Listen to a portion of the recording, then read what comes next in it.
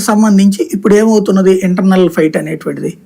ఇప్పుడు జనసేన సంబంధించినటువంటి 3-4 నాయకులు వైసీపీకి వెళ్ళిపోయారు కదా, గొడవల సంగతి అట్లా అదే రాజీనామాలు పక్క పార్టీకి వెళ్ళిపోతారు, ఇందులో కూడా లేవు, అవి నడిచిపోతుంది. బీజేపీ వాళ్ళు ఏంటంటే ఒరిజినల్ బీజేపీ వాడు ఎవడు చేయడు రాజీనామా, అది క్లియర్. ఒరిజినల్ బీజేపీ వాడికి ఈ దశాబ్దాల తరబడి పోటీ చేయకుండా తిరిగినటువంటి వాళ్ళకి వాళ్ళు ఎందుకు చేస్తారు పాపం, వాళ్ళు చేయరు. వీళ్ళది ఇప్పట్లో చల్లారుతుందా అంటే చల్లారుద్ది. రేపు మాపైకి ఆ తర్వాత ఎన్ని రోజులు ఉంది, ఇంకా 45 రోజులు ఉంది. ఇంకో 10-15 రోజులు అరుస్తారు ఎవడు పట్టించుకోపోతే. ఇప్పుడు ఏంటంటే అసమ్మతి అసంతృప్తి ఎప్పుడు ఫ్లేర్ అప్ అవుతుంది అంటే దానికి కవరేజ్ వస్తాయి.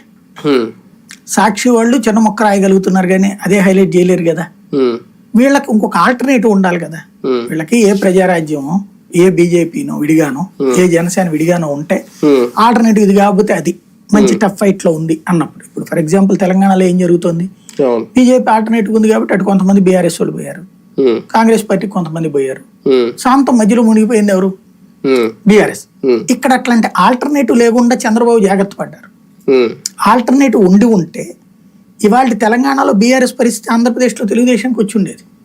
జనసేన బీజేపీనే కలిసి కనుక పోటీ చేస్తుంటే ఇవాళ వైఎస్ఆర్ కాంగ్రెస్ పార్టీలో సీటు దక్కనటువంటి శ్రీకృష్ణదేవరాయలు, వసంత కృష్ణ ప్రసాద్ దగ్గర నుంచి వేమిరెడ్డి దాకా వీళ్ళందరూ బీజేపీకి జనసేనకి వచ్చేవాళ్ళు.